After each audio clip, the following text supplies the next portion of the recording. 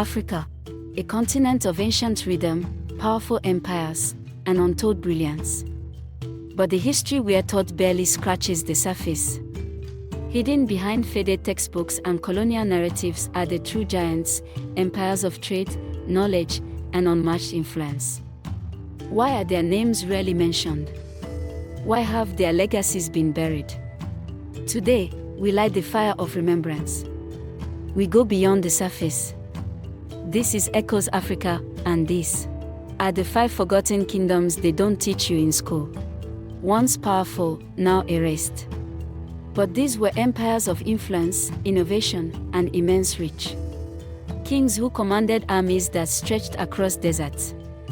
Traders who journeyed beyond the continent, dealing with China, Persia, and even the Roman Empire. Their names might be missing from your schoolbooks, but their stories carved the foundation of Africa's greatness. And today, we begin the journey to uncover them, one kingdom at a time. Our journey begins with the legendary Benin Empire, one of the oldest and most powerful kingdoms in West Africa. Located in what is now southern Nigeria, Benin rose to power in the 11th century and stunned the world with its organization, wealth, and artistic mastery. Its rulers, known as Obos, were not just kings, they were divine figures. They ruled from a grand palace in Benin City, guarded by fierce warriors and surrounded by intricate bronze plaques that told stories of glory. The Benin people were master bronze casters and ivory sculptors, producing art so advanced that when Europeans first saw them, they refused to believe Africans made them. The city itself was protected by massive earth walls, longer than the Great Wall of China. Benin traded with the Portuguese in the 1400s, long before many European countries even knew Africa's interior existed. They exported ivory, pepper, and fine goods, importing firearms and coral in return. This was not a tribe, it was a superpower. But like many great empires, Benin's legacy was nearly erased by colonial conquest. Yet its story lives on. Now, we move to another forgotten powerhouse, the Oyo Empire.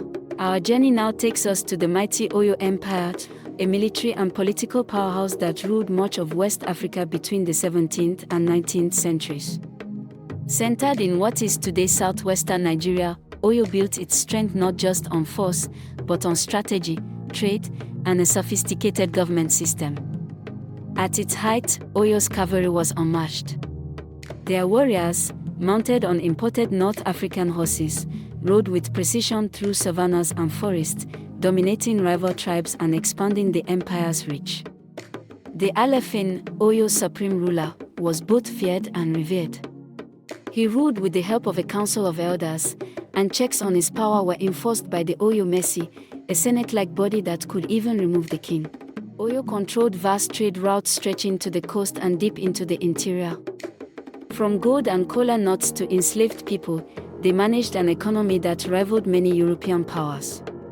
Its capital, Old Oyo, was an urban marvel, with wide streets, organized markets, and strong city walls. But like many African empires, Oyo's greatness declined due to internal conflicts, external invasions, and growing colonial pressure. Still, its legacy lives on, in the traditions of the Yoruba people and the echoes of an empire that once commanded respect across West Africa. Now we turn east, to the towering heights of the Axum Empire, one of the greatest civilizations in all of African history. Based in modern-day Ethiopia and Eritrea, Axum rose around the 1st century AD and became a global power in trade, religion, and engineering. Axum was no ordinary kingdom. It minted its own gold coins, a sign of economic power. It controlled Red Sea trade routes, linking Africa to Arabia, Persia, and even India. Spices, ivory, silk, all passed through Axum's ports. Their influence stretched across continents. But Axum was not just wealthy, it was deeply spiritual. In the 4th century, it became one of the first empires in the world to adopt Christianity, long before many European nations. King Ezona, the ruler who made this shift, carved the new faith into stone inscriptions that still stand today. And then there are the stelae, massive stone obelisks carved from single granite blocks, some over 90 feet tall. These monuments marked royal tombs and told stories of power and eternity. Even today, they remain engineering marvels that baffle modern architects. Axum eventually declined due to shifting trade routes and environmental changes, but its legacy laid the foundation for the Christian kingdoms of Ethiopia. The empire may be gone, but its voice still echoes in the highlands of East Africa. From the deserts of West Africa rose one of the wealthiest empires the world has ever seen, the Mali Empire. Founded in the 13th century, Mali stretched across modern-day Mali, Senegal, and Guinea, built on gold, knowledge, and faith. Its most famous ruler, Mansour Musa, is still considered the richest man in history. In 1324, he made a pilgrimage to Mecca that shocked the world. Traveling with tens of thousands of soldiers, servants, and camels, each carrying gold, Musa gave away so much wealth that he crashed the economy of entire cities along the way. His generosity put Mali on every medieval map, but Mali was more than just gold. It was a beacon of learning. In the city of Timbuktu, scholars from across Africa and the Middle East gathered in libraries and universities. They studied astronomy, medicine, law, and mathematics, centuries before colonizers ever set foot there. The empire's strength came from its control of trans-Saharan trade routes. Salt, gold, textiles, and culture flowed through its cities. Its kings ruled with wisdom, supported by ministers and traditional councils.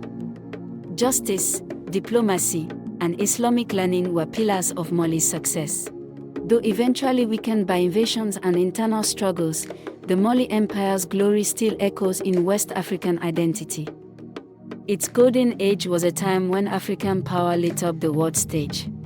Our final stop is the heart of Central Africa, where the Kanem-Bornu Empire ruled for over 1,000 years. Stretching across present-day Chad, Niger, and Nigeria, it was a symbol of political power, Islamic learning, and desert trade. Founded in the 9th century, Kanem was led by kings known as the Mai. They controlled vast desert trade routes, trading salt, horses, and books. Its capital, Njimi, became a respected center of knowledge and faith. By the 14th century, the Bornu dynasty emerged and evolved the empire into a lasting African powerhouse. With skilled cavalry and foot soldiers, they protected trade and resisted invasions for centuries. Their strength came from balance, merging Islam with local culture, building strong leadership, and documenting their rulers in historical records, rare for that time in sub-Saharan Africa.